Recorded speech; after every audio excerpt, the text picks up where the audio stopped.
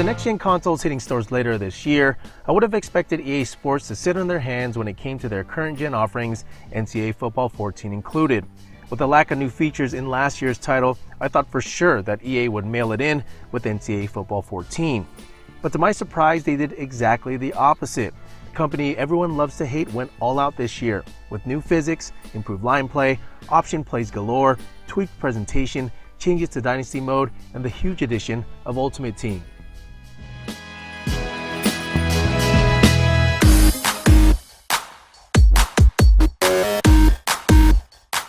The first thing you'll notice when playing NCAA Football 14 is the way it plays. The addition of the Infinity Engine 2 physics system creates a whole new gameplay experience, with all new collisions, jukes, catches, and dives. But the biggest thing I noticed was the line interaction, as you'll see linemen open holes, make huge blocks, and collapse the pocket in a more realistic manner not seen in past titles. As a result, the running game better mimics real life and makes running the ball simply more fun. New moves have also been added, with the ability to combo jukes and spins with the right stick, make aggressive attempts on the ball with the ball hawk mechanic, slight tweaks to tackling with the hit stick and tackle button, and a new acceleration burst mechanic that allows you to hit the holes quicker. All these moves work great, but abusing these moves can result in player fatigue, which is represented on a meter below your player. These changes don't significantly change gameplay, but it does give users added control. Most of these new moves can be put to the test by running the option.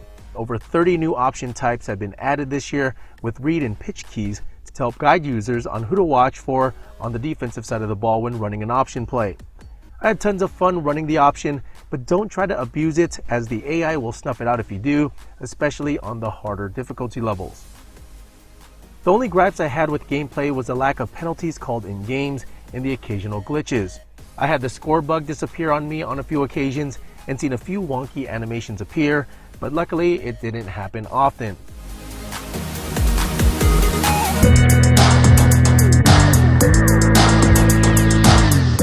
Presentation in NCAA Football 14 is hit or miss. New stadium chants, songs, and player chatter are an awesome addition to the game, and new stat overlays and yes, an actual halftime show with Reese Davis is pretty cool. But the in-game commentary is much of the same, with moments of dead air during key moments, and you'll encounter odd replays during key moments of games. 500 new vignettes have been added, but you'll still see some of the same annoying cutscenes from past NCAA games. However, the best change from a presentation standpoint has to be the addition of the wide, zoom, and coordinator cameras. The coordinator cam has got to be the best camera I've played with in any football game. It provides the perfect view of the entire field and zooms in just enough to see the play develop when the runner gets the ball, and gives you the ability to see the visual details you would normally miss if you were using the standard camera.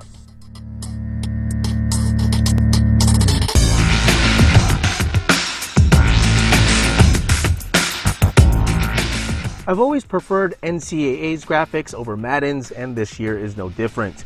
Since we're at the tail end of the current-gen consoles, don't expect any revolutionary changes from a visual standpoint, but then again, not many changes were needed. Uniforms are detailed, player models are accurate, stadiums look great, and weather conditions not only look awesome, but also affect field conditions as well. However, as always, crowds and players on the sideline lack detail.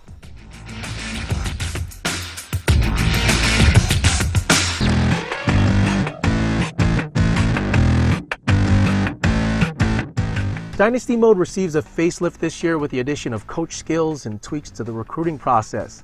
Coach skills adds an RPG-like element to coach progression, giving users the chance to power up various coaching abilities using points earned through in-game performances and signing prospects through the recruitment process.